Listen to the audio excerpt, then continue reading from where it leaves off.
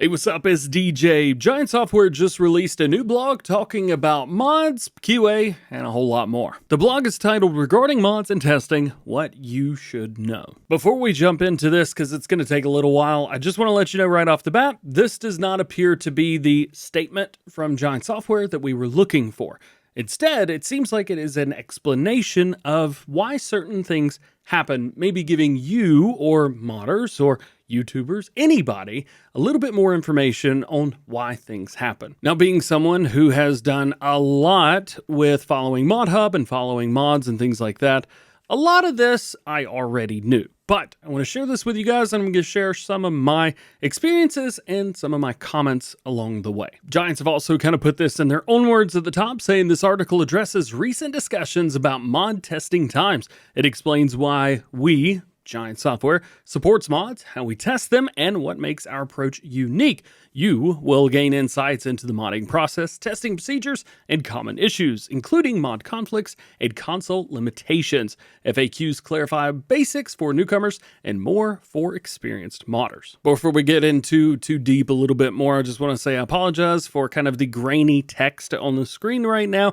This is the blog screenshot that I was given, so I'm doing my best with it. So let's get right in. They say, recently there have been some discussions around recent mod testing times among our friends in the modding scene and the general community. We listen to the feedback as always and want to provide you with some insights. Since many of our players do not use, let alone make, any form of modifications, we also want to take the chance to provide some basic information on how Farming Simulator modding works and what the differences to other games are in that sense. You've probably been able to tell by now, but when I say we, I mean Giant Software, because I didn't write this. Getting into the meat and potatoes of this, they say while various but sadly increasingly less gaming companies allow and support modifications to customize the experience yourself for a variety of legitimate reasons, we, Giant Software, believe in two things: letting players do even more with the game than we offer ourselves, and that our efforts are worth it to actively, instead of just passively, support it and are worth it for everyone. Now, I will say that it does seem like it has been more passively than actively, at least on the back end of things recently. It seems more of an issue happens and then they try and run towards it rather than preventing things, but things do slip through the cracks. Moving on, they say the history of Farming Simulator at Giant Software is rooted in modifications that have been not only allowed but encouraged from the start. And this is very true. Some of our most dedicated and longtime colleagues started exactly there on the forums and in the modding scene, which is the reason why mods are and will always be an important part of Farming Simulator. Now, I don't think anybody watching this video doesn't know any of this, but hopefully this helped maybe start a good perspective for you. So then they go into supporting modders and what is different in their approach. They say most games that support mods have some form of official platform. Some are hosted by the developers themselves, some are handled through an external infrastructure like Steam Workshop. Others are uploaded to a variety of privately organized platforms. This is very true, and we are very, very lucky that Giant Software themselves goes through these. You may hear PC players talking about third-party mods, and those can be a problem because there ain't nobody that's vetting those. They just go up and poof, they're ready. Moving on, most of them, whether official or not, only curate submitted mods, if at all. Automated processes will check for basic functionality of the mod itself, not for the functionality of its parts or for the overall quality. Hey, I just said that. We want to do more, Giant Software, than check for viruses and the ability to load the mod. That's why we, Giant Software, created the official mod hub for safe functioning mods. We not only curate, but hands-on test our mods in our QA department. We support console mods if platform restrictions allow it. We offer support to our modders and created ways to contact us. We offer monetary rewards for ModHub modders. We reward success with physical awards, number of downloads. We allow modders to donate earnings and match the sum on their end. They provide official modding tutorials with every major release. Dedicate a significant portion to FarmCon to modding. They connect modding to their partner program with more benefits, and they offer mods on their own and convert older content faster and for free. One or two things through this section. The first part is great. The hands-on testing mods in the QA department. It does seem that QA is a little bit overwhelmed, maybe, as they tend to be QA for Giant Software and maybe not so much Farming Simulator as a whole. So QA seems to be doing a lot of stuff. However, I will say this. recently, the past couple weeks, I mean, we're getting like 40 or 50 mods a day. Kind of hard to complain about that, I will say that much. I'll also say this, they do dedicate a significant portion of FarmCon to modding. Usually the second day, the Sunday of FarmCon, is dedicated to modders, whether that be like a closed door session where people can ask questions and things like that and are shown different things. I will say this, I know that Omatana has been in these the past couple years, so she is a much better person to talk to about this than I am. Usually I'm on the outside doing other stuff on Sundays at FarmCon. And I think one of the big ones is we offer mods on our own content and convert older things faster and for free. A lot of misconception, I think, goes into this, like why are Giants posting a bunch of mods on the Mod Hub? Well, they have to start working on the games, and you have to start working on like Farming Simulator 25. Can't just make a bunch of equipment and things like that. So it has been since Farming Simulator 19, I think was maybe the first time it was done, where they brought equipment and content over Farm Sim 17 in 19, and then when 22 released, stuff from 17 and 19 independently came over to 22, and now it's happening with 25. So this is nothing new. It's very normal. Now on the blog, they get into the mod testing section. They say, let's look at the testing process. At the top, testing, no matter what, takes up quite a lot of time. Yes, it does. Whether it's a game, a DLC, or a mod. So far, they say they've tested over 1,500 modifications since Farm Sim 25 was released, and I would probably argue that it's likely double that. Not saying it is, but it probably is. This is done by their QA team. See what I mean? That's a lot of mods, alongside testing of patches, free content, upcoming content, and a lot of other responsibilities of game testers. Other than analyzing and collecting bugs, they do way more.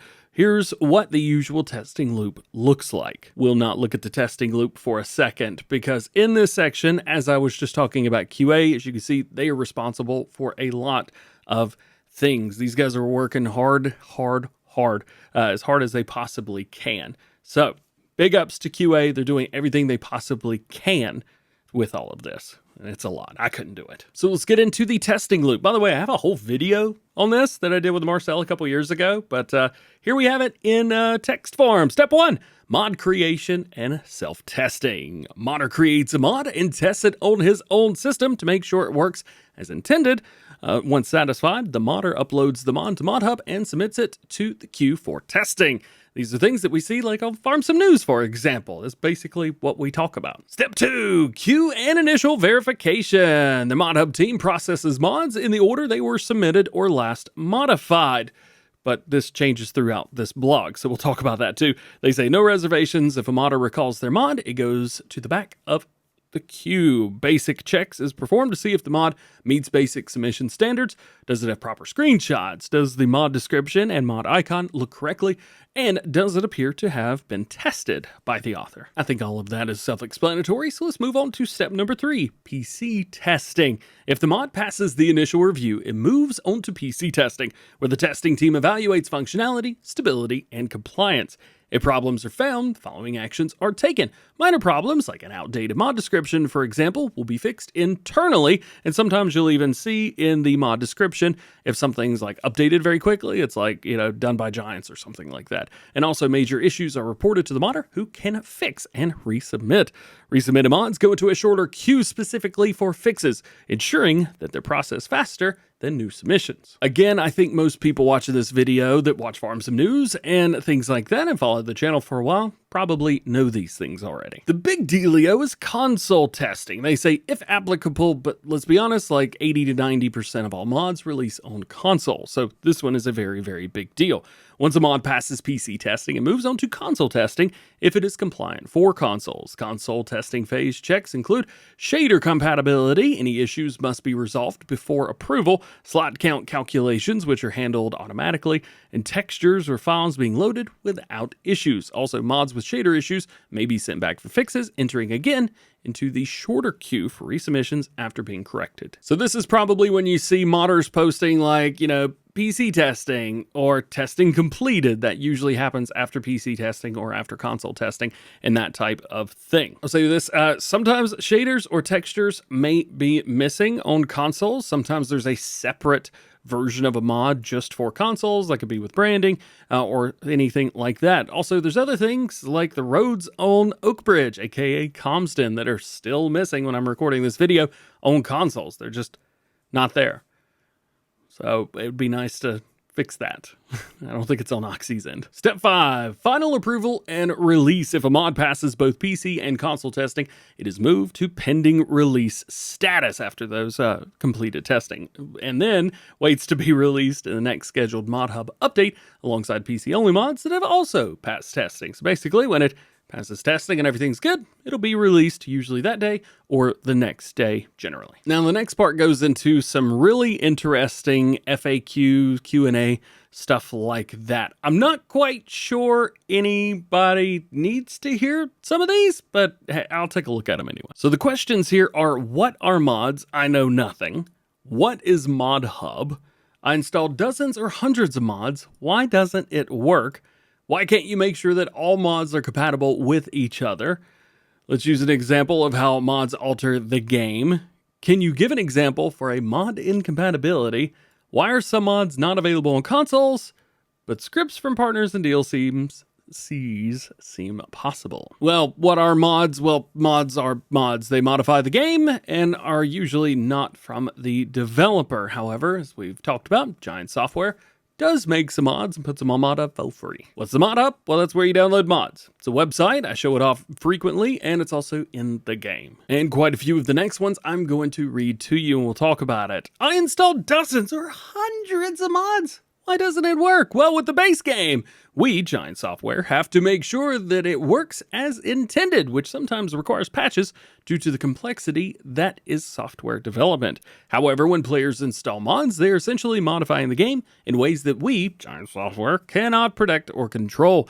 Expecting the game to work perfectly with an unlimited number of mods is unrealistic because each mod changes the game's code, sometimes in ways that conflict with other mods. And that is why they cannot guarantee stability when mods are used. The more you modify a system, the more unpredictable it becomes. And that ties in really nicely with the next one. Why can't you make sure that all mods are compatible with each other? This is simply not possible because it is too complex. Each mod is developed independently, meaning it is designed to work with the base game, but not necessarily with other mods. Since different creators may alter similar game elements in their own ways, conflicts can arise when mods interact. There's no centralized testing or standardization across all mods, big word there, and we, Giant Software, would have to impose a lot of strict restricting rules to modders to decrease conflicts, but it still wouldn't be possible to achieve overall compatibility. This is a very good explanation of the way they do it. I'm pretty sure that Giant Software has like a couple mods that they use, and I'm sure when EasyDev comes out, or if they already have a version of EasyDev, they're probably already using it. Hey, I'd be if I was testing mods. But I'm sure they've got a couple mods set aside that they test.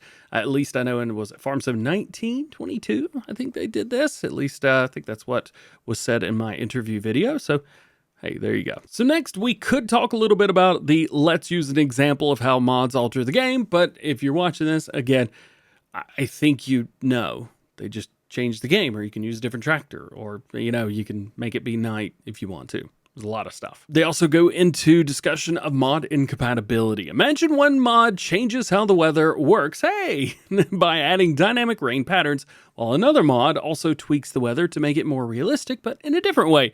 Both mods are compatible with the base game, yet when installed together, they may conflict because each one alters the same weather settings.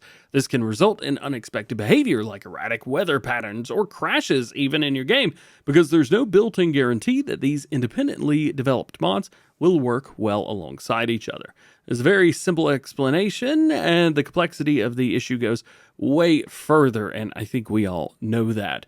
Sometimes you get into issues with the economy, sometimes you get into issues, again, with weather. This is definitely something that's Well, Seasons needed an update in Farm Sim 17 and 19 for a reason. Next, let's talk about consoles. About 70 to 80% of you guys watching are on console. And why are some mods not available on console? Well, giants say that all mods are automatically tested for console release, but there are guidelines by console manufacturers, aka Sony and Microsoft. Sony used to be the problem, but it's just console in general now. Scripts are not allowed, and licenses have to be represented by the game brands not licensed for Farming Simulator are not able to be added on consoles through mods. Did I read all that right? Maybe my inflections were wrong. Anyway, if it's not branded by Farming Simulator in the game, can't be there. However, there are licensing deals that can be done. For example, Sid Modding and JHG Modding, they do this all the time. They bring new brands into the game. So it is very possible, very, very possible. However, some things like scripts, for example, usually they require a game update. Again, why Seasons needed a game update, but Seasons also won mod contest in Farm Sim 17, so it was just on there. It's been a while. And lastly, this should answer a little bit more, but scripts from partners and DLCs seem possible. They say, we are responsible for the code included in such cases, as allowing mods on consoles was already a privilege which console manufacturers never had to allow. It was only through lengthy negotiations and agreements to respect the security of these consoles that we, Giant Software, and other game companies were allowed to have mods at all. And this is true. It's a very dicey kind of thing. It's not black and white. There's a lot of gray in the middle. Fortunately, Giant Software have been able to do probably as much as they possibly can. Yes, it would be nice to have other wild and crazy mods. Modding on PC has always been a thing. It is on every single PC game out there. First thing I do when I load up a new PC game, mods. It just happens. But the fact that Farming Simulator allows them on consoles, this is a great thing. We've definitely gotten spoiled over the years, and well, I hope that we continue to get spoiled because I love it. So this is our last section right here. It is questions from modders about testing mods. The questions here include, where can I see how long mods are currently being tested and how many mods are currently being tested? Are there priorities in how and which mods are tested? And if yes, why? Why is there no detailed overview of every mod that has been submitted? Why are some new submissions tested before older ones without explanation? Told you it was coming up. Why is it that a mod appears to be skipped or delayed? That was also interesting. Is there a way for players to report broken mods directly via the mod hub? Will mods with game-breaking errors be temporarily disabled until the modder fixes them? Why are mods with known errors allowed to remain on the mod hub? How can Giants improve the feedback quality when mods are rejected?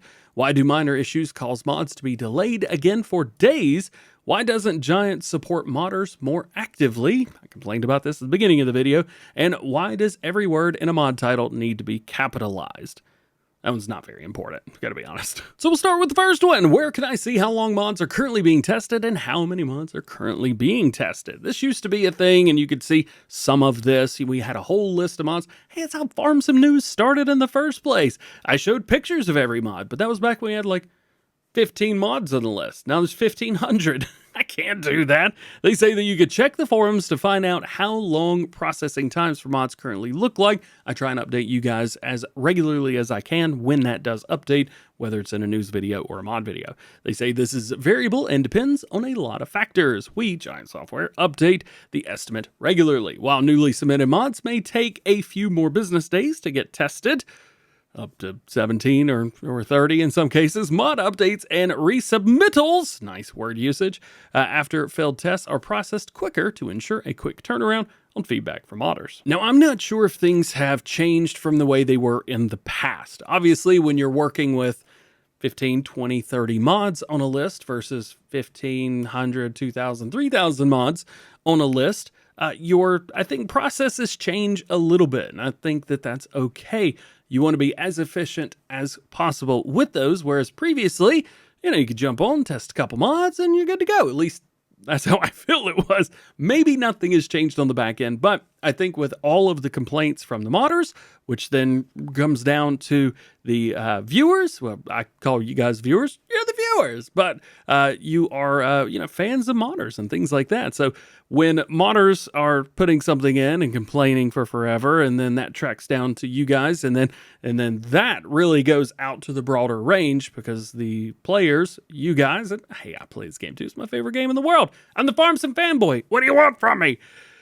That's where we all collectively start to raise our voice, and finally Giants hears it and has to put a blog together like this, which again doesn't address anything that people were asking, I don't think. Is that enough? Let's move on. Are there priorities in how and which mods are tested? And if yes, why? Well, yes, there are priorities. Bug fixes, especially post-patch, like after 1.5 or 1.6, maps and resubmitted mods are usually prioritized over new mods and updates that are not crucial. This can get a little bit dicey and sometimes may not seem fair to some modders, and I'm right there with you. I don't have anything else to say other than that. I'm right there with you.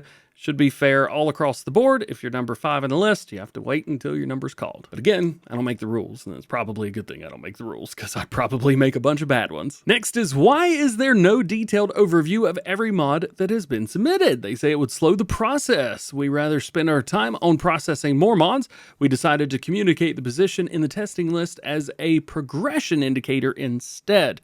While we, Giant Software, understand the wish for everyone for even more details and transparency, we want to keep it simple. So there you go. I mean, that's reasoning. We've talked about this before. We talked about it when the testing list changed, and here we have it in writing. Black text with a white background. Why are some new submissions tested before older ones without explanation? Here's where we get into the, is it fair? Is it right? I don't make the rules, and it's a good thing that I don't. They say they are generally not, but there are exceptions with a reason. In some cases, we, Giant Software, are using some newer submissions to test automation workflows or specifically against upcoming updates to see if they would break, because we, Giant Software, know they are a perfect use case to test something in particular, which might not be the case with other mods currently in the pipeline.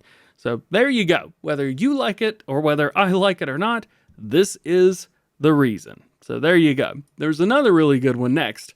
Why is it that a mod appears to be skipped or delayed? Mods are usually not skipped or delayed by more than a day.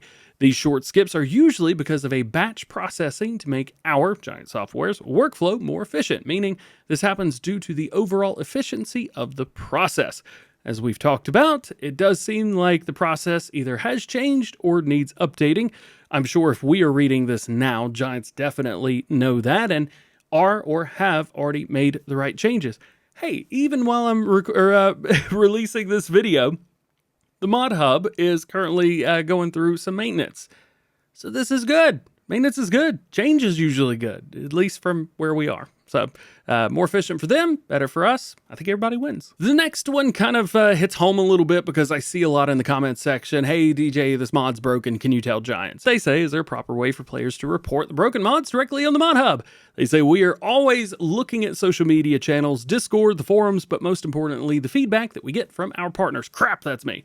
Whether it's modders or our media partners for issues. Here's the challenge. They say players often confuse mod not working with mod conflict with some other mods. The first is a valid issue. The other one is not. There is no capacity to handle such an inbox unless we dedicate some of the mod testing resources towards them or hire more people. It is also not possible to reach everyone to explain this logic and prevent these kinds of reports that are not relevant here.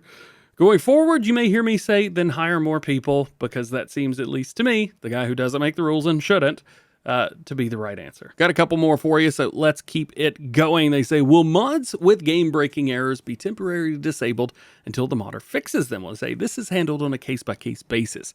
There have only been a handful of mods disabled due to the issues in the past. We, Giant Software, always try to contact the modder first and work with them by providing relevant information about the issues the mod is causing, working closely with the modder with the modder ensures DJ that the mod is fixed quickly and players can enjoy playing the mod. Moving on, why are mods with known errors allowed to remain on modhub? This one's interesting too. Some problems are not big enough to be harmful to keep in players' saved games.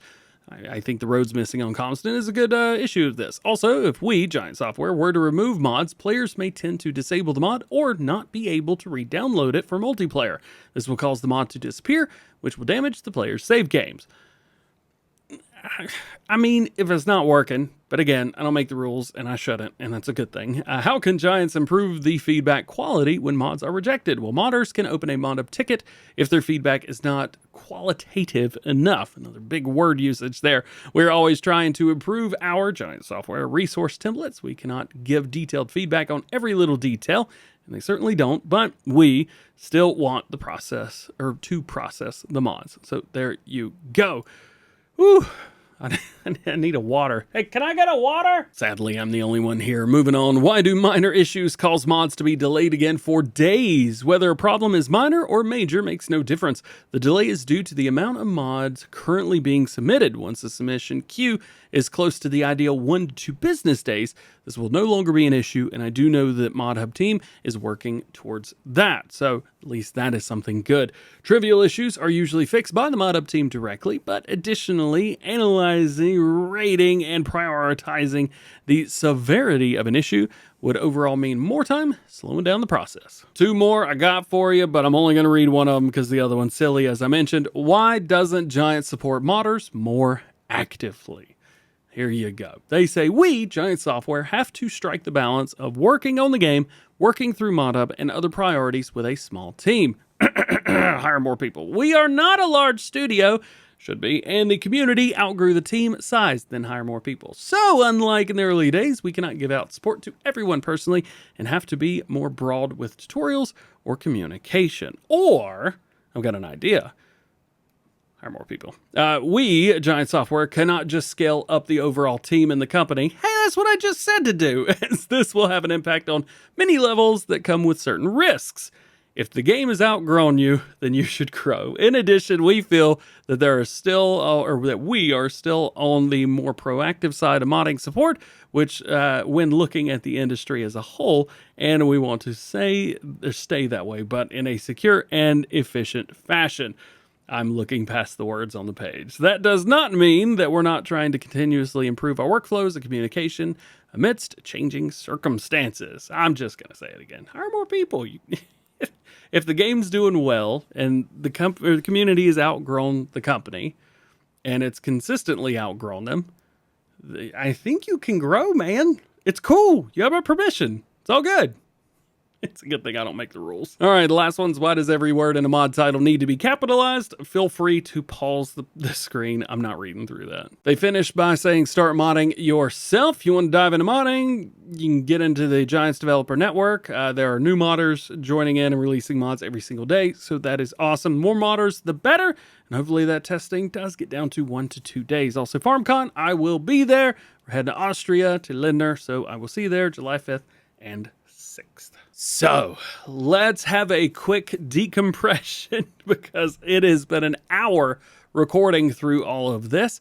It gave us a lot of information. I think there were a lot of things that Giants were a lot more transparent with.